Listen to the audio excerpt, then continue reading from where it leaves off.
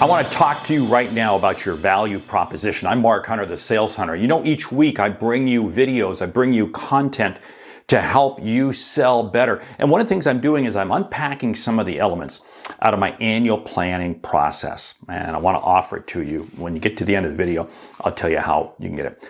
I want to talk right now about your value proposition. What is your value proposition? Now, let's break this down a bit. Your value proposition is what conveys to the customer why what you offer is going to help them, how it's going to help them. It's not a statement of your product features. It really encapsulates the benefits. The value proposition allows the customer, the prospect to say, hey, wow, I want to know more.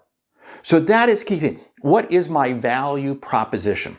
Second piece is, what are the questions I need to be asking around the value proposition? In other words, what are the questions I need to ask that follow up to the value proposition, that get the customer really thinking about what is it? What is it and how is this going to really help me? To really set the tone, the stage. Maybe there's a question before I state the value prop to even make sure as to whether or not it's even worth it. In other words, are you a qualified or potential qualified prospect? Third question is, how does my value proposition hold up in the marketplace? If my value proposition is unlike anyone else's, why should anybody buy from me? My value proposition has to bring a unique element, a unique quality that allows me to stand out. It might be my sales process. It might be my company in terms of how we ship, how we do things, how we create. It might be something that we do from a strategic standpoint to help you deploy and execute what it is that you do better. But how does my value proposition do in the marketplace? Because again, if it's just a repeat of everyone else, you're not going to be successful. Look at the coffee business. Look at Starbucks. Starbucks dominates, of course, the away from home coffee, and there's a lot of other chains out there. But do they try to mimic Starbucks? No, they go down a slightly different path, and that's what's key. Okay, so now you've looked at that. How does my value proposition do in the marketplace? Now I've got to ask myself, what changes, if any, should I make to it? In other words, do I need to change my value proposition because it doesn't hold up in the marketplace?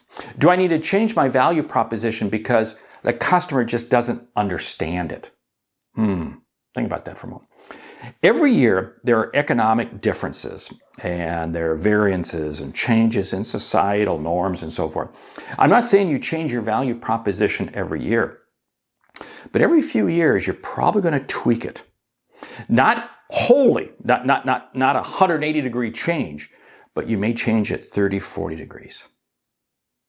Last question I want to ask you is, are there variations of my value prop I need to create for each ICP or for each major product or service? In other words, I have a value prop that holds up generally for my business. My value proposition is I help companies help their customers see and achieve what they didn't think was possible. That's my value prop. Okay.